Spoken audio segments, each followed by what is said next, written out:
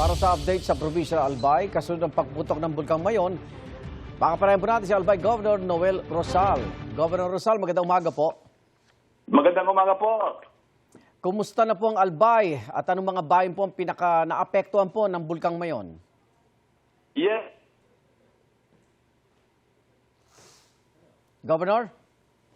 Talaga, up to 65,000 pounds yung seismic amplitude ni Mayon last Saturday that causes yung lava dome collapse na nag-trigger ng asphalt. No? So, apektado yung mga lalawigan ng Ginubatan at Kamalib. Oho. Pero ito namang mga lugar na ito, napapasok naman po kahit hirap sa nakakalat na abo. Yes po.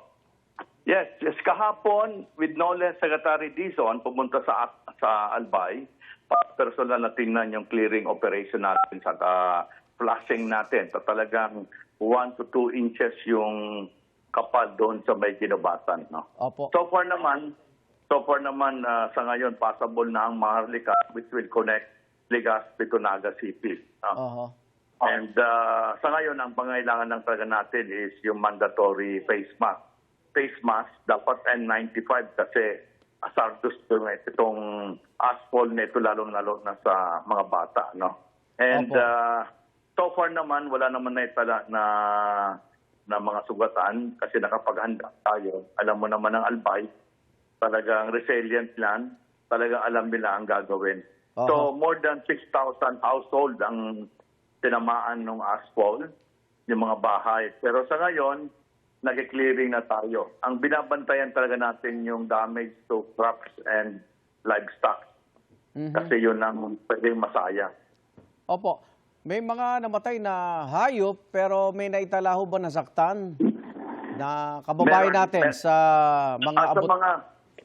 So far, no casualty tayo. Wala tayong masyadong naitala na mga, even nasa hospital, wala. Talagang nakapaghanda din yung mga kababayan. Ang medyo lang mga data tayo, gaya ng provincial government sa aming mga operations, meron kami reported na 6 na patay na mga livestock like kanabaw na nailibing ito because nagkaroon ng lava or puson, no?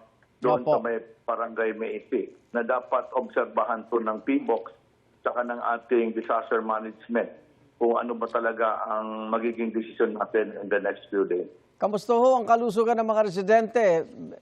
Tama ho ba supply natin ng sapat ng mask? Yes, we have 1,238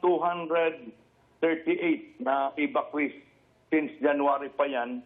Sila yung mga nasa 6 kilometers permanent danger zone. So far, salamat naman sa ating Pangulo sa DSWD. Nakatutok sila sa pagkain. Kaya so far, wala tayong problema. Ang medyo lang in-exap ko ang secretary ng DSWD, si Secretary Gatchalian, pag nag-extend, kasi pinag-uusapan namin with PBOX in the next few days, kung kailangan ba i-raise to alert level 4 o piliin natin na extend to 7 kilometers. And we are talking of at least 10,000 families pag yan nagkaganon. No? Kaya pinaghahandaan po natin yan. Governor, magdadeklara ba kayo ng state of calamity sa nangyari? Ngayong umaga, we will see muna the report, the bulletin of PBOX. Kasi sabi nila Monday sila magpapalabas. Okay. Kamusta ho transportasyon sa kalsada o sa impapawid sa sitwasyon ninyo? So far, sa ating byland, normal naman. Gaya yung bus natin going to Manila and going to Mindanao. Yung plane natin, kahapon, meron lang isang na-cancel. Opo. Dahil nag-asphalt na naman ng umaga.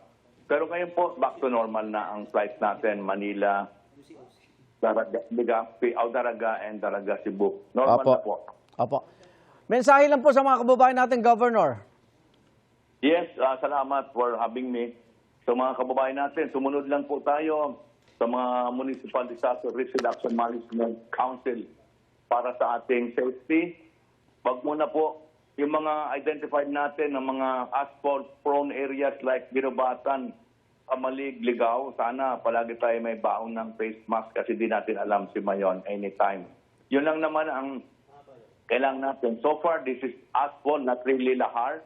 Kaya tingin ko, ang damage lang talaga dito siyempre yung zero visibility saka yung hazardous to health. Pero sa ngayon po, tinitingnan natin si Mayon, nagbalik siya sa normal. 200 counts na lang. Opo. So tingnan natin po, we'll keep you posted. Salamat po. Maraming salamat, Albay Governor Noel Rosal. Ingat po.